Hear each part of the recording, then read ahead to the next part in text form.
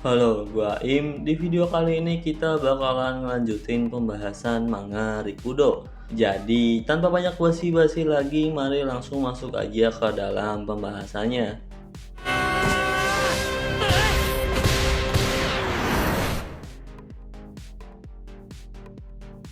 Terakhir kita telah melihat bagaimana Tokorozawa memberikan sebuah hadiah kepada Riku. Nah, setelah itu, Riku yang pergi bersama Ehara ternyata mulai sekarang ia akan tinggal di panti asuhan. Dan sepertinya Ehara adalah salah satu pengurus di panti asuhan itu, soalnya ia berkata jika Riku bakalan punya banyak teman di sana dan Ehara juga akan terus menemani Riku. Riku yang mendengar perkataan Ehara pun cuma terdiam, tapi saat Ehara melihat Riku punya banyak memar di tubuhnya, ia kemudian memeluk Riku. Pada awalnya Riku pun memasang wajah yang terlihat takut, namun di saat yang bersamaan ia kembali teringat akan perlakuan orang-orang terhadap dirinya, di mana ayahnya sendiri sering memukul Riku dan yang paling baru ia hampir dibunuh oleh Kiriya, pacar ibunya sendiri. Ehara yang memberikan perlakuan yang gak pernah Riku dapat dari kedua orang tuanya, tanpa sadar ia meneteskan air mata. Bahkan air matanya menetes ke hadiah yang Tokorozawa berikan sebelumnya. Dan kita juga jadi tahu ternyata Tokorozawa memberikan Riku sebuah sarung tinju. Di sisi lain, Tokorozawa yang juga pulang dari rumah sakit, ia merasa jika pukulan yang ia dapat dari Riku sebelumnya menyalurkan kesedihan.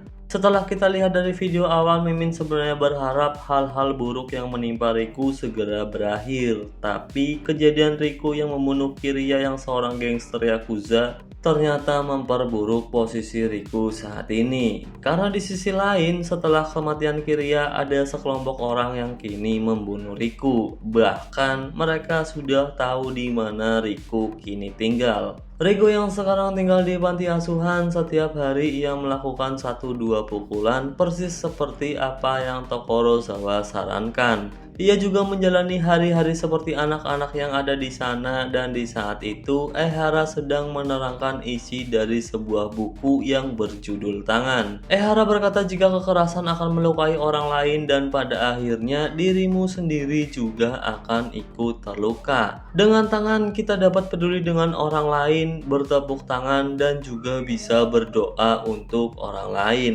Maka dari itu, tangan sebenarnya penuh dengan kebaikan. Ehara menyarankan untuk anak-anak yang ada di sini membaca buku tentang tangan itu, dan setelah itu mereka bisa memberikan pendapat tentang buku ini. Nah, setelah mendengarkan perkataan dari Ehara, ada seorang gadis yang bertanya kepada Riku, kenapa Riku selalu membawa sarung tinju di lehernya. Riku pun menjawab jika itu adalah hadiah pertama selama ia hidup, dan bagi Riku ini adalah harta karun yang sangat berharga. Hal ini juga membuat Riku menjadi pusat perhatian dengan dikelilingi oleh anak-anak yang ada di sana. Ehara dan rekannya yang melihat itu pun berkata jika Riku mungkin udah terbiasa hidup di tempat ini. Riku mungkin memang tidak lagi mengalami hal yang buruk, tapi saat Ehara melihat wajah Riku, ia tidak terlihat bahagia. Rekan Ehara juga kemudian membahas tentang sikap Tokorozawa saat ada di rumah sakit dan menerka-nerka jika mungkin karena Tokorozawa lah yang membuat Riku agresif. Ehara yang mendengar perkataan itu pun gak setuju jika Riku dianggap agresif, karena saat Riku menangis di pelukannya ia hanya seperti anak yang ketakutan. Ehara juga berkata jika tugas kita sebagai orang dewasa yang bekerja di tempat ini adalah membuat Riku merasa jika ia sudah aman. Nah, ketika hari sudah malam, terlihat seluruh penghuni panti sudah terlelap, apalagi kondisi saat itu sedang turun hujan. Tapi di sisi lain, Riku malah terlihat memakai sepatunya dan sepertinya ia berniat buat pergi ke suatu tempat. Ehara yang melihat Riku itu pun tiba-tiba berkata, apa sih Riku ini ingin pergi latihan meski hari sudah gelap. Ehara yang tiba-tiba ada di sana pun membuat Riku terkejut, namun Ehara kemudian menatap mata Riku sambil berkata, apakah Riku ingin pergi ke tempat di mana ibunya berada? Riku pun menjawab jika apa yang Ehara katakan itu benar, tapi niat Riku tidak direstui oleh Ehara. Karena ini adalah panti asuhan, Riku nggak bisa pergi kemanapun sesuka hatinya. Ia juga menanyakan apakah Riku membenci tempat ini, dan dengan suara yang keras Riku membantah perkataan Ehara.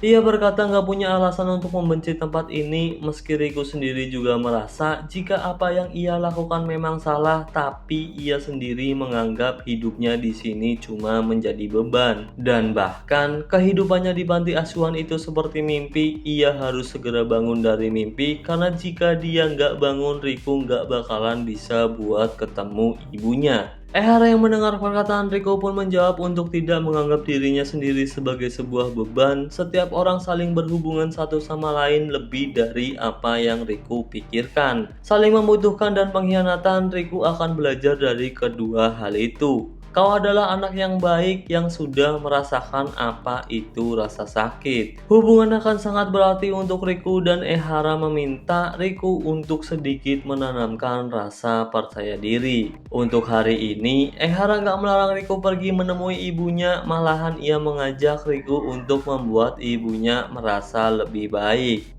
Namun, saat mereka berdua akan pergi, tiba-tiba ada orang yang masuk ke dalam panti, dan dari sinilah petaka yang sesungguhnya dimulai. Di mana orang yang masuk itu adalah teman Kiria, seorang yakuza yang pernah Riku bunuh. Ia pun tanpa segan-segan mengarahkan sekop untuk memukul Riku, namun di saat yang bersamaan ada Ehara yang melindungi Riku. Ehara yang terkena pukulan pun jatuh pingsan, dan kita juga tahu jika niat yakuza itu adalah membalaskan dendam kepada Riku. Namun, bukan karena temannya dibunuh, tapi karena Rikulah harta berharga mereka dibawa polisi. Harta berharga yang mereka maksud tentu aja narkoba dan semacamnya. Riku dan Ehara pun kemudian dibawa oleh orang-orang tadi, bahkan di dalam mobil mereka melakukan hal yang tidak bisa aku jelasin dengan kata-kata. Ya, kalian bisa lihat sendiri apa yang mereka lakukan kepada Ehara. Riku yang melihat itu pun gak bisa berbuat apa-apa, namun ia kemudian teringat perkataan Ehara yang bilang jika tangan ada untuk kebaikan. Riku juga berkata di dalam hatinya jika hal yang seperti itu tidak berguna sama sekali, karena tangan yang Riku inginkan adalah tangan yang bisa melakukan tinju. Nah, di saat yang bersamaan, mobil Yakuza yang membawa Riku dan Ehara dicegat oleh mobil lain. Mereka pun terlihat kesal karena bagaimanapun ini adalah jalan satu arah. Tapi ternyata orang yang ada di dalam mobil itu adalah Tokorozawa. Tokorozawa pun tanpa basa-basi langsung menghantam si Yakuza, bahkan pukulannya mampu buat menembus kaca mobil sekaligus menghantam muka dari Yakuza. Tokorozawa juga dalam sekejap bisa mengalahkan mereka semua, dan Riku yang melihat itu pun berteriak sambil memeluk Ehara jika ia ingin bisa melakukan tinju seperti apa yang Tokorozawa lakukan.